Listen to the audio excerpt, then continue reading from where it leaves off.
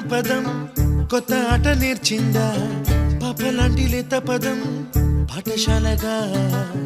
కూనలమ్మ జానపదం పల్లె దాటి వచ్చిందా